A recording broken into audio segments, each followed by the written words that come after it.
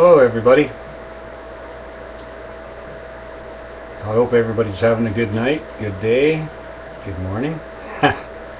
Okay, I'm going to get right to it. I got about 3 things I'd like to talk about and talk to you about, right? Because that's what it's all about, us listening to each other and form an opinion that we can rely on ourselves, because we can't rely on opinions that are made for us, because it seems that most of them aren't really true. They're put there for other reasons than the truth or the understanding that we need out of them. Okay, so I've got a few mosquitoes in the room tonight. We've got LIBOR happening on the news. I think a lot of people have seen that. It seems to be about the banks that they are all connected and setting all the rates, and if you take it a few steps further, they're manipulating interest rates that we pay up and down. And then you kind of look at it a little further, all the credit cards, all the credit that was applied to us. So we actually got more credit for quite a few years. And it got us all to a point where we cannot afford to not work, because that's what it takes to maintain all the bills. And later, not too much later, now we're finding out that all this credit is being sucked right back in. So they're calling on all this money they've lent us, the banks, right? The banksters. And now we're to a point where a lot of us are going to have a hard time maintaining any type of lifestyle that we were originally used to. And so there's a lot of steps you can take to slowly cut that back. I don't think we have time for a lot of slow steps. I think you'll find it comes faster and faster, this out of controlness that we can't finance, right? Our lives. We can't finance our lives. So don't be scared. Pride gets in the way of everything. It takes a lot to get used to not letting pride step in front of you and say, you can't do that, I'm a man. Well, we're all men. Everybody. We're all women.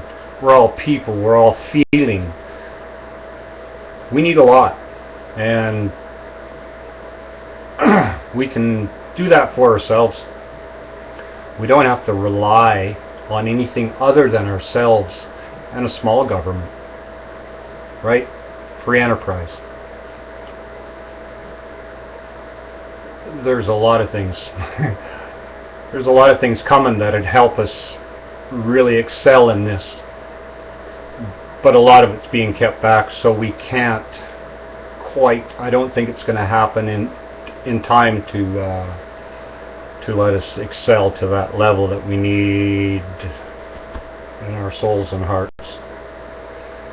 So LIBOR, so the banks are running us.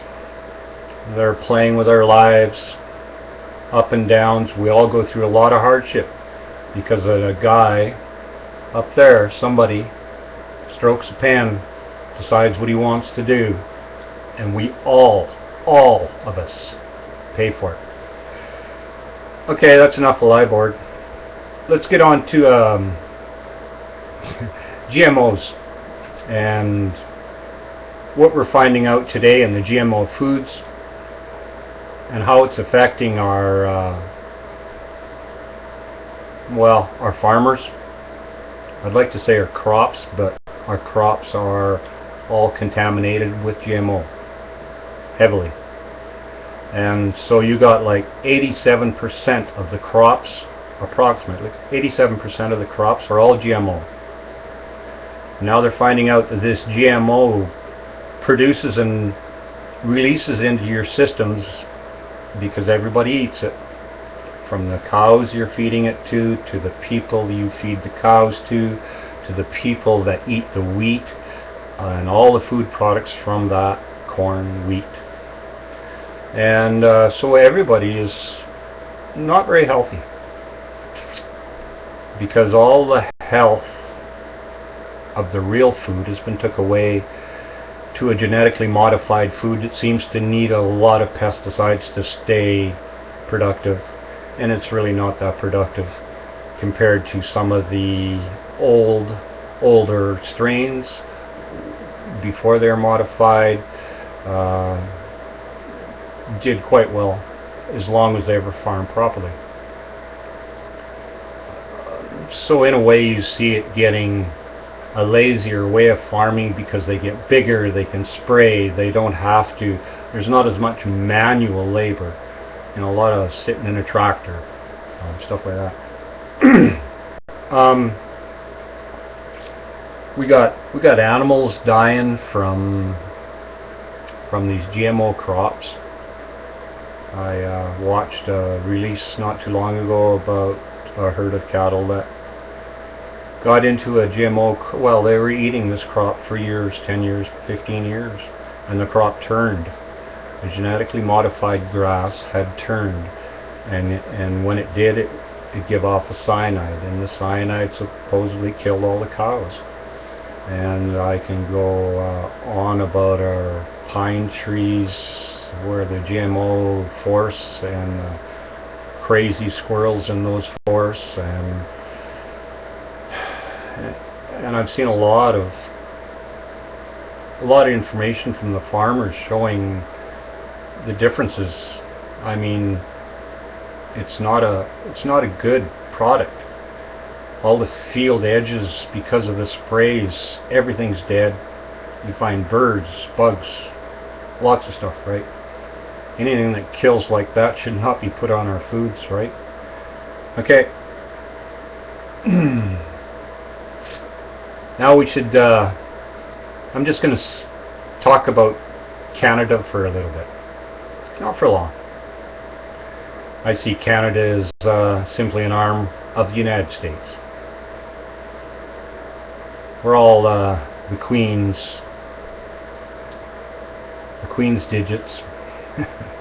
We do the Queen's beckoning, and their families and the related corruption part of it, or whatever. I don't want to get into that. So Canada puts out two things, right? The two biggest things we seem to export is uranium and wheat.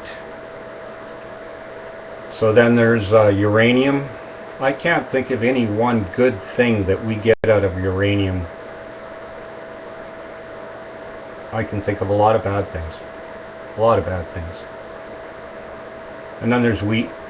So wheat is life. Wheat's great. Wheat's the breadbasket. Wheat's our farmers. Wheat's our social fabric. All coming back to the farmer.